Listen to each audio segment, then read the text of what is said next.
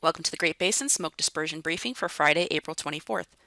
Over the last 30 days, we've seen precipitation across the Great Basin, some in the north and some over the southern areas.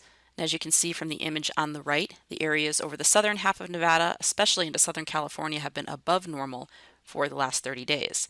Areas further north across Idaho and Wyoming have seen some areas of near normal precipitation, but the Great Basin as a whole is largely below normal for precipitation for the last 30 days. New snowfall over the last 72 hours is tied to the higher elevations as the storm track has been pushed further north up across central Idaho into Wyoming is where we've seen the most snow in the high elevations, with a little spattering in some of the higher elevations of the central Utah mountains. Our current snowpack is indicated here, and you can see over Idaho and Wyoming and parts of northern Utah, the snowpack is near normal. We still have some areas of above normal over parts of southern Utah, but the rest of the western side of the Great Basin across Nevada into the Sierra is below normal for the time of year. We will see that snowpack continue to dwindle as we move through the next several weeks. Our satellite image from this morning shows a ridge of high pressure now building across the west.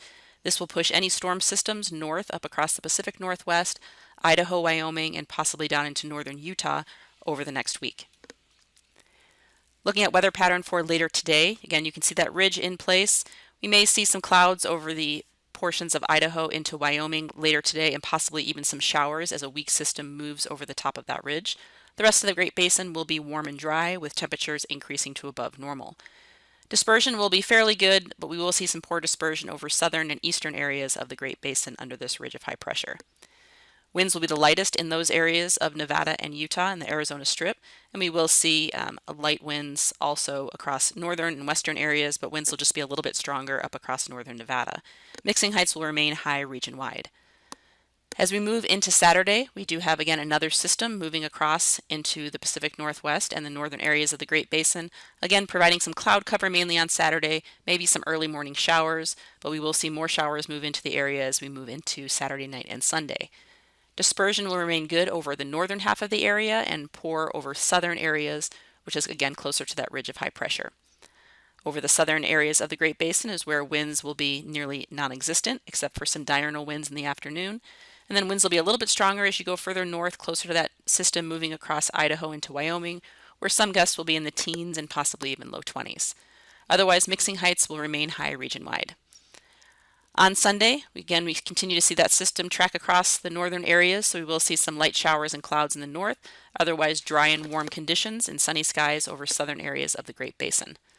Good dispersion in most areas. We will see some poor areas of dispersion up across Utah. As we move into a Sunday afternoon, winds will remain light over the southern half of the region. We could have some breezy winds over parts of the Arizona Strip, and then also closer to that system further north across Idaho into Wyoming.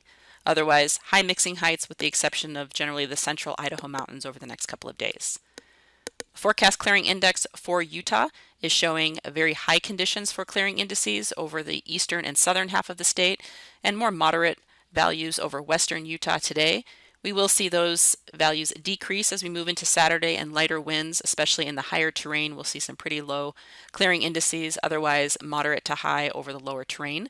And then as we move into Sunday, as those breezy winds start to move in a little bit more with increasing mixing heights, we will see higher clearing indices statewide. Precipitation generally be tied to those weak systems that move across the northern tier of the Great Basin. So up across Idaho, Wyoming, and northern and northeastern Utah, we will see some light showers and thunderstorms, but nothing overly significant with the respect of precipitation amount. As we move into early next week, again, we will see the systems continue to track over northern areas, so we could still see some lingering showers and thunderstorms across Idaho and Wyoming on Monday. Otherwise, good dispersion over the northern half of the region and poor dispersion over southern areas, again, closer to that center of the ridge of high pressure. Similar conditions on Tuesday, although we will be drying out, and we will see the ridge start to amplify a little bit further north, so lighter winds, and again, dispersion will be decreasing generally across generally across Nevada into southwestern Idaho and parts of southern areas of the Great Basin, again, where winds will be very light.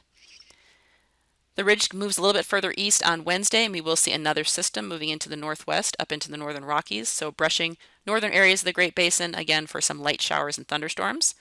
And then on Thursday, we will start to see more of a trough start to dig further south along the west coast, pushing that ridge into the Rockies. So we will see a little bit more clouds and shower activity along with thunderstorms further south into central Nevada and central Utah.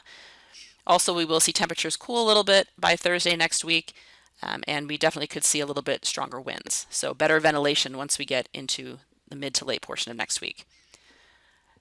Looking at the overall amount of precipitation from Tuesday through Wednesday, generally no precipitation except for the far northern tier with those systems moving by on the northern portion of the Great Basin. But as we approach Thursday and Friday, we will see those showers and thunderstorms dip a little bit further south. Looking at the 8 to 14 day outlook, taking us into the first week of May, showing still warm temperatures, so expect those above normal temperatures to continue with more of a drier signature across the Great Basin. That concludes our webcast for today. Check back on Monday for the latest updates.